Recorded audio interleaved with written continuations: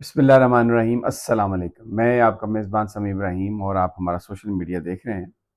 آج 20 جون ہے، ہفتہ ہے، اسلام آباد میں صبح کا وقت ہے اور میں آپ سے مخاطب ہوں۔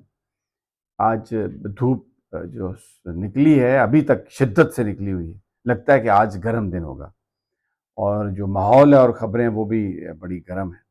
ایک تو جو بہت بحث ہو رہی ہے دنیا بھر کے میڈیا میں، پاکستان کے میڈیا میں، جو اس وقت صورتحال ہے ایران اور امریکہ کی اور خطے میں، اس میں پاکستان کے لیے کیا نئے مواقع پیدا ہوئے ہیں، پاکستان کو کرنا کیا چاہیے، یہ جو عزت بنائی ہے پاکستان نے اس کو سسٹین کرنے کے لیے، اس میں کچھ اندرونی چیزیں، کچھ بیرونی چیزیں، ان سب پر ہم آپ کے ساتھ ایک ایک کر کے گفتگو کریں گے۔ مختلف اخبارات نے اپنے اداریوں میں بھی چیزوں کو سجیسٹ کیا ہے، ڈان ہے، ایکسپریس ٹریبیون ہے، دوسرے کچھ ادارے ہیں، پبلیکیشنز ہیں، جنہوں نے اس صورتحال کو بتایا کہ پاکستان کو کرنا کیا چاہیے۔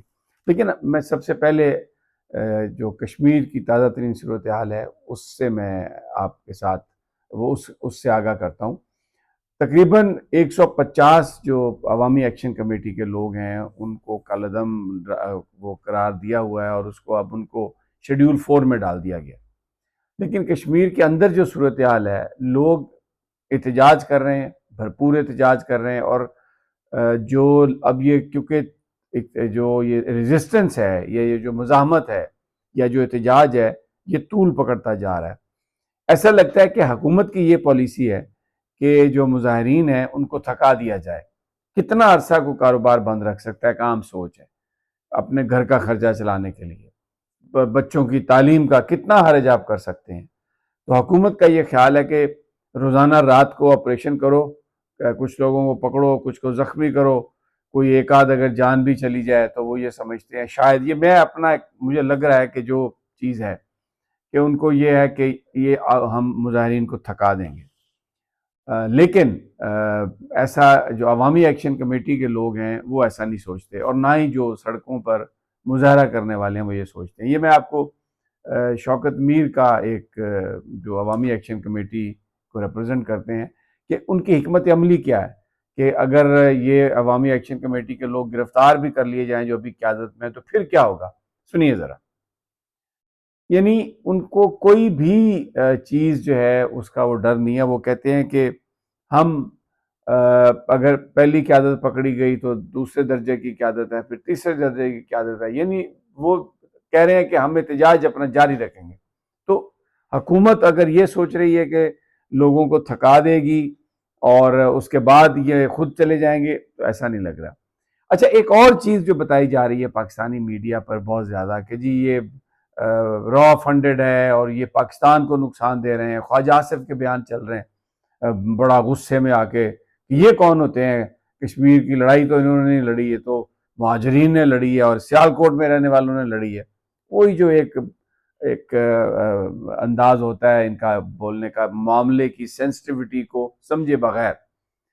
یہ اچھا، اس کا جو اب توڑ جو میں نے دیکھا ہے سوشل میڈیا پر، جو آزاد کشمیر کے اندر جو نوجوان ہیں جو سوشل میڈیا ہینڈل کر رہے ہیں، انہوں نے لوگوں کو انٹرویو کرنا شروع کیا، اور یہ بات کہ وہ نہ پاکستان کے خلاف ہیں، نہ پاکستانی فوج کے خلاف ہیں، نہ پاکستانی اداروں کے خلاف ہیں، اپنے حقوق کے لیے وہ کوشش کر رہے ہیں۔ یہ جو ساری گفتگو ہے یہ اس پروپیگنڈے کو کاؤنٹر کرنے کے لیے ہے، اور یہ میں آپ کو کچھ ویڈیوز کے کلپس آپ کو میں دکھاتا ہوں۔ یہ اب بہت زیادہ یہ آنے لگ گئی یہ چیزیں، اور اس سے جو اس وقت پاکستانی میڈیا کو جو ہم دیکھتے ہیں جس میں یہ سٹوریز اس طرح سے چل رہی ہیں کہ کشمیر کاز کو نقصان ہو رہا ہے اور انڈیا کو فائدہ ہو رہا ہے، ذرا سنیں عام آدمی کیا کہہ رہے ہیں۔ یہ ایک جو ایک جسے کہتے ہیں نا کہ tug of war on social media, یہ چل رہا ہے، بٹ لیٹ سی کہ اب ہوتا کیا۔ لیکن جو ایک اور اہم بات ہے، آج میں دیکھ رہا تھا کہ عاصم افتخار صاحب جو پاکستانی مندوب ہیں اقوام متحدہ میں، وہ آج اسرائیل پر بڑی تنقید کر رہے تھے کہ وہاں پر خوراک روک دی گئی ہے، غزہ میں لوگوں کو وہاں پر ایک فوڈ کیٹسٹرافی پیدا ہو گئی ہے اور کھانا نہیں مل رہا لوگوں کو۔ بڑی اچھی بات تھی، عاصم افتخار صاحب بہت اچھا کہہ رہے ہیں۔ لیکن یہ میں آپ کو فوٹیج دکھاتا ہوں، یہ راولہ کوٹ جانے والی سڑکیں ہیں جس پہ ٹریفک روکی ہوئی ہے، یہ انتظامیہ نے روکی ہوئی ہے، اور اس پہ سب کھانے پینے کی چیزیں ہیں۔ راولہ کوٹ میں بتایا جا رہا ہے، اور ادھر جو سارے جو کشمیری علاقے جو اس وقت سیکورٹی فورسز نے گھیرے ہوئے ہیں، وہاں پر کھانے پینے کی چیزوں کی قلت ہو گئی ہے، پینے کے پانی کی قلت ہو گئی ہے، اور یہ بڑی بڑی قطاریں آپ دیکھ رہے ہیں، ٹرک اس پہ کھڑے ہیں، اور وہیکل جن میں فوڈ جا رہا ہے ان کو خاص طور پہ روکا جا رہا ہے۔ تو میں یہ سوچ رہا تھا کہ ادھر اقوام متحدہ میں ہم یہ سب کچھ کر رہے ہیں، اور بڑی اچھی بات ہے، کرنا بھی چاہیے، تو یہ ادھر جو پاکستان کی حکومت اور کشمیر میں پیپلز پارٹی کی حکومت جو کر رہی ہے کشمیری لوگوں کے ساتھ، اب کھانا بند کرنا، راشن بند کرنا، یہ ایک بڑی عجیب بات ہے جو ہمیں یہ ادھر کشمیر میں نظر آ رہی ہے۔ اب ذرا آ جاتے ہیں جو ساری اس وقت صورتحال ہے، اس میں 3-4 چیزیں ہیں۔ ایک تو حکومت سے یہ کہا جا رہا ہے اور یہ سجسٹ کیا جا رہا ہے کہ دیکھیں اس میں کوئی شک نہیں، پاکستان نے بہت گین کیا ہے۔ یہ جو ایران اور امریکہ کی ڈیل ہے، اس میں فروری سے یہ معاملہ شروع ہوا، اور اس میں پاکستان نے ایک نیک نامی کمائی۔ یہ جو معاہدہ ہے، بھلے اس کا مستقبل کوئی ہو سکتا ہے بہت زیادہ تابناک نہ ہو، اسرائیل جو کچھ کر رہا ہے اس سے ہو سکتا ہے آگے جا کے یہ معاہدہ ختم ہو جائے، لیکن اس سارے پروسیس میں پاکستان نے جو عزت کمائی ہے، جو نام کمایا ہے، وہ بہت زبردست ہے۔ حالانکہ قطر کا بھی ایک رول ہے، مصر کا بھی ایک رول ہے، ترکیے کا بھی ایک رول ہے، لیکن اصل جو نام کمایا پاکستان نے، کیونکہ ہم پر ہمیشہ یہ ہوتا تھا کہ یہ ایک دہشت گرد ملک ہے، لیکن انہوں نے اس تاثر کو پاکستان نے غلط ثابت کیا۔ لیکن اب اس میں آگے کیا ہونا چاہیے؟ اب اس چیز کو سسٹین کیسے کرنا ہے آپ نے؟ اس میں ایک بڑی امپورٹنٹ ہمارا اس وقت افغانستان اور انڈیا کے ساتھ تعلقات کا معاملہ ہے۔ انڈیا نے پانی روکا ہوا ہے، اور افغانستان جو ہے اس کی سرزمین پاکستان کے خلاف استعمال ہوتی ہے، اگرچہ دوسرے بھی عوامل ہیں دہشت گردی میں، پاکستان کے اندر بھی جو لا انفورسمنٹ کی کمزوری ہے وہ بھی اس ایک بڑا رول پلے کرتی ہے۔ لیکن اس موقع پر جس وقت پاکستان ایک پیس میکر کے طور پر سامنے آیا ہے، تو افغانستان اور انڈیا کے ساتھ بالکل گفتگو کی پیشکش کرنی چاہیے پاکستان کو۔ کوئی اس سے فرق نہیں پڑتا، اگر انڈیا اور افغانستان اس پیشکش کو ریجیکٹ کر دیتے ہیں تو وہ خود اپنے آپ کو ایکسپوز کریں گے۔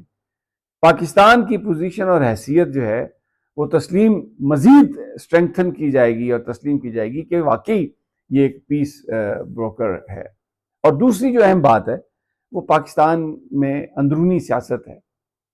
یہاں پر جو مختلف سیاسی جماعتیں ہیں، میں تحریک انصاف کے کانٹیکسٹ میں بات کر رہا ہوں، یہاں پر بھی ہم آہنگی جو ہے وہ کریٹ کرنی چاہیے، اپنی سوچ کو حکومت کو تبدیل کرنا چاہیے، اور تمام کو یکساں مواقع ملنے چاہیے۔ ایک پاپولر پارٹی ہے، ان کو موقع ملنا چاہیے کہ وہ بھی پولیٹیکل جو اس وقت دھارا ہے اس میں شریک ہو سکے، اور معاملات کو بہتر اور آگے لے کے جا سکیں۔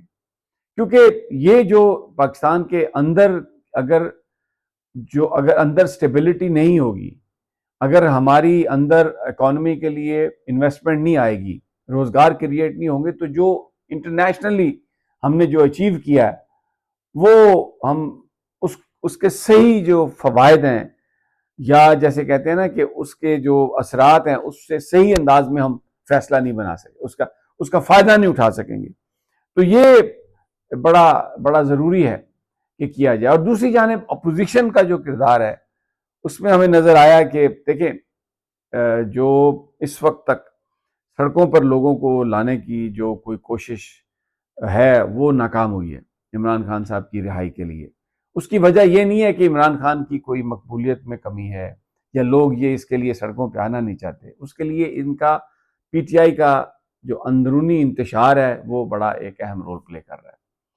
اور پھر جو یہ 6 جماعتوں کا اتحاد ہے، اچکزئی صاحب، علامہ راجہ ناصر عباس اس میں ہیں، ان کے ساتھ بھی جو پی ٹی آئی کی قیادت ہے وہ ہمیشہ پنگا ہی لیتی رہتی ہے۔ میں یہ بہت سارے جو وی لاگرز ہیں ان کی بات کر رہا ہوں، اور حکومت کو بھی، تحریک انصاف کو بھی اپنی حکمت عملی پر غور کرنا پڑے گا کہ کیسے ہوگا آگے۔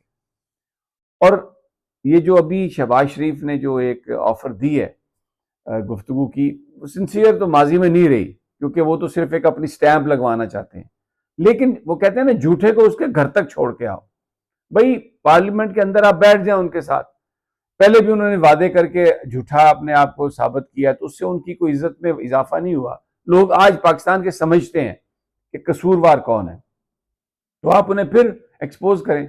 ان کے ساتھ یہ شہباز شریف نے کہا ہے نا، بیٹھ جائیں پارلیمان کے اندر، محمود خان اچکزئی کو دیں قیادت اس کی، اور اپنا پورا وزن ڈالا ہے اس کے پلڑے میں محمود خان اچکزئی صاحب کے. تو لیٹ سی کہ کیا ہوتا ہے. تو یہ اس وقت تک کی سیاسی صورتحال ہے جو آپ سے ڈسکس کرنا چاہ رہا تھا. انشاءاللہ جلد ملاقات ہوتی ہے اگلی ویڈیو میں. اللہ نگہبان.